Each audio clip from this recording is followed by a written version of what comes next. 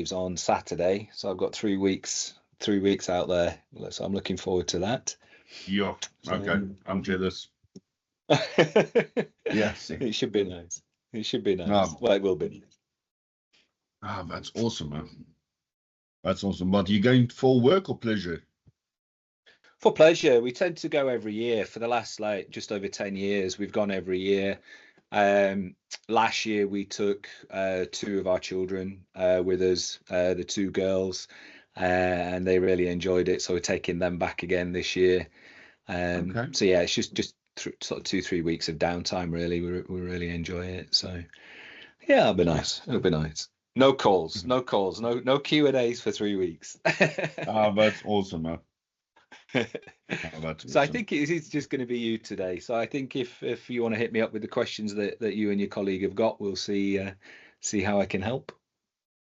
Okay, so yeah, the big question you had, and I'm also a bit in between here, is sorry, I've just got a different monitor that time. That's why. That's okay. So the difference between the ISO 2701, 2022 and 2013. What's the biggest difference? Because I see at the end of the day, it seems like you can incorporate either one of the two.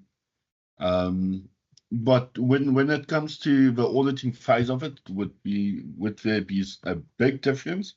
And will 2013 actually fall away anytime soon? So the answer to that is yes. It won't surprise you to know. I am going to answer your question. It won't surprise you to know that I have a blog that sets out in detail what the changes are, and I do have another video that explains it. But let me give you a high-level overview. So ISO 27001 is an information security management system, updated in 2022. The 27001 update was very, very minimal. So in terms of the management system itself, very little, if anything, actually changed. When they went through the update to the standard, they changed some wording within the standard. So it references itself as a document now rather than a standard. It removed a couple of ands and spaces and things like that. So it was a clarification piece for the management system itself. What they did do is they introduced a new clause which was around planning for the information security management system. For anybody that's been doing this for any length of time, that wasn't anything new. Basically, what it said is when things change in your management system, plan it and manage it effectively. So if you followed my toolkit, you followed my approach, and most people that implement it have always had a forward schedule of things they're going to do. When am I going to update my policies? When am I going to review my policies? When am I going to do my internal audits? When am I going to do my external audit? When am I going to make those fundamental changes? So planning for the information security management system was a change, but we have always done it. And you could factor into that the move from the 2013 version to the 2022 version. In addition to that, it added in some clarifications around management review and internal audit.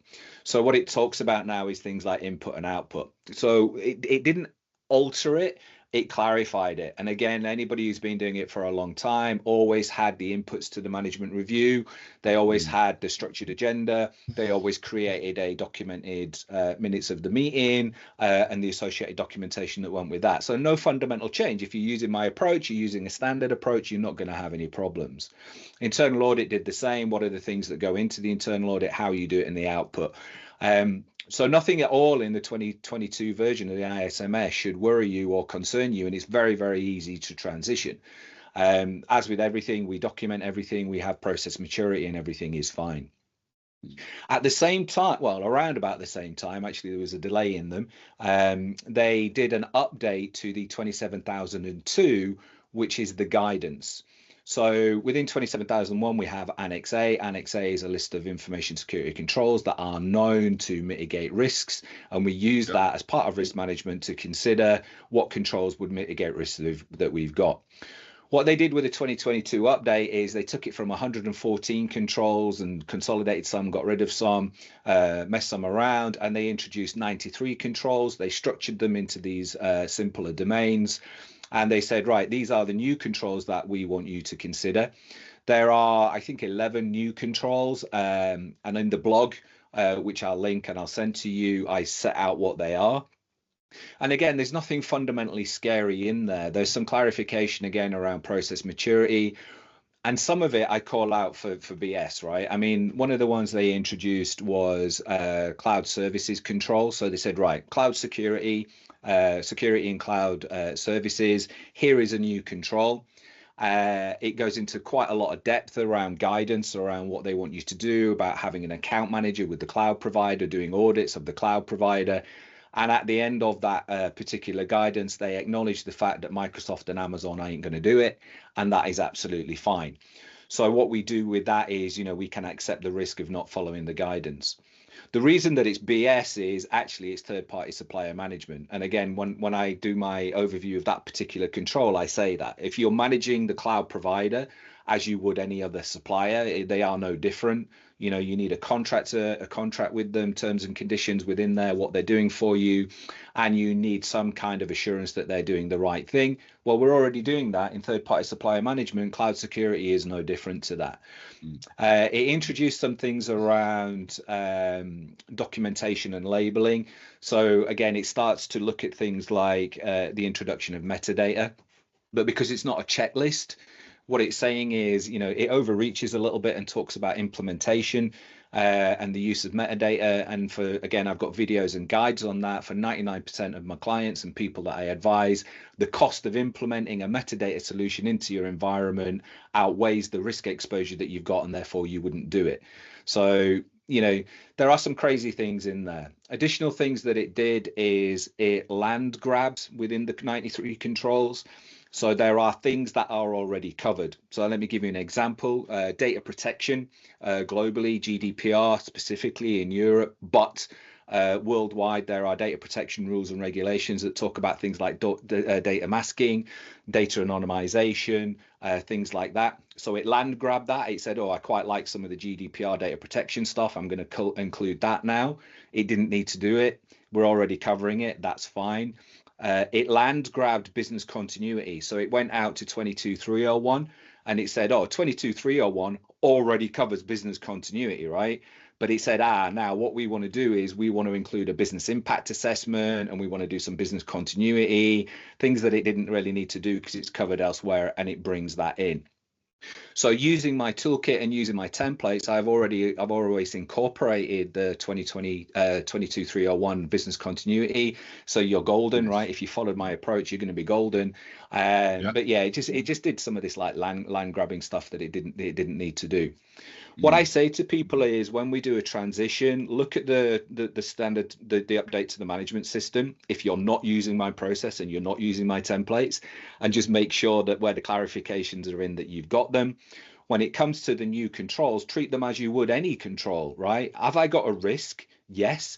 Does the cloud supplier security control mitigate a risk I've got? Yes or no? If it does, then include it. Look at the guidance and implement the guidance proportionate to your risk, your budget, and your business need, right? I mean, there is nothing scary in there. No, perfect. Yeah, no, I think that does sum it up quite well, and it doesn't seem to be a big issue. Luckily, as it is, I've got Mr. Macedo working on most of the documents at this stage. Yes. Yeah, and I still have to continue on with our normal day-to-day stuff. We still have a company going. So he's still got to work. Yeah, I get that. But he does build all the documents when I go over them afterwards and verify that I'm also happy with what's actually been stated and all of it. So yeah, perfect. As it is, awesome document, awesome tool set, love it, easy to follow. Seems to have everything in it. I'll phone you after the first audit if we failed. I don't think that will happen. And also, I mean, I think you made reference to this in one of your videos. An auditor might have a few findings here and there. I mean, the way we look at something, that might be somewhat different, but I don't see any non-conformities or anything coming up anytime soon. I mean, there's nothing we can't physically do. No. There's no issues. So I'm happy with as it is now. I'll tell you what, figuring out the scope of it was somewhat of a pain in the ass. I'm not going to lie to you, because Yes. what we do is somewhat difficult, because we do have backups. For example, we manage people's backups, but that's done by third-party software, and they are ISO compliant, luckily, you know. Perfect. So all of that does Perfect. help us. So our biggest thing was just when we actually do our penetration testing. Actually, what do we do with the data? How do we protect it and all of that sort of stuff? But yeah, that was more about Definitely.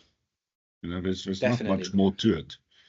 So have a look at the there is a new control around not pen testing, but it implies pen testing. So around doing audits, have a look at those new controls. I'll send you the exact number. I can't remember off the top of my head which one it is.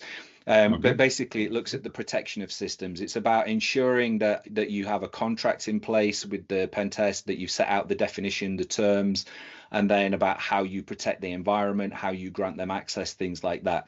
So things that your client would be doing to you, right? Just to make sure that you've ticked that box. If they're 27001, there are specific controls that they will follow, but you'll come across them anyway when you get to that. Just to be aware of that. You asked a question on the 2013. Nobody now should be doing the 2013 version.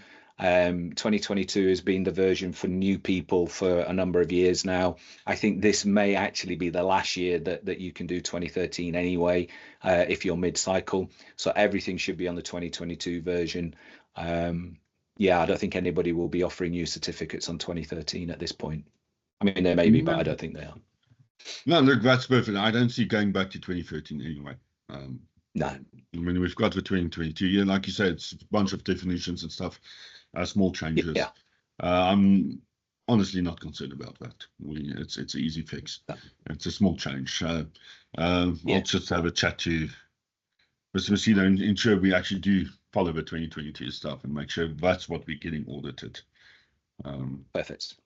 But yeah, Perfect. that's good. Perfect. But it is somewhat of a culture shock for these guys, because they actually asked me before we bought your kit, would I be able to develop them this 2701 entire environment? I said, yeah, no, look, I'm sure we can do it. I mean, there's a lot of information out there. They said, okay, but how long is it going to take you? And I started laughing. I said, look, give me 2 years and I'll do it. And the guy said, there's no way I'll give you 2 years. You've got a few months. I'm like, not happening. Not happening. I've done way too many ISOs before to know how much work it is. But no one in any of our companies has ever done ISOs. So that was quite funny, actually. Yeah. Expectation management, right? And if I look at the amount of work you put into this as well, this wasn't done overnight. You put in a hell of a lot of work, yeah. A hell of a lot. Yeah, a hell of a lot. Well, I mean, you've got a lucky system going. You've got a cool business up and going. So, yeah, well done to you. Well done. Thank you. No, I appreciate that. I appreciate that feedback. So in terms of today, have I answered your questions for today? You have. Yeah, thank you very much. Perfect. Perfect. You've got me for the rest of this week, and then I'm away for a few. As I said, I'm away for a few weeks, so it'll be ad hoc email support at best. But you've got everything you need. Everything you need, you've got.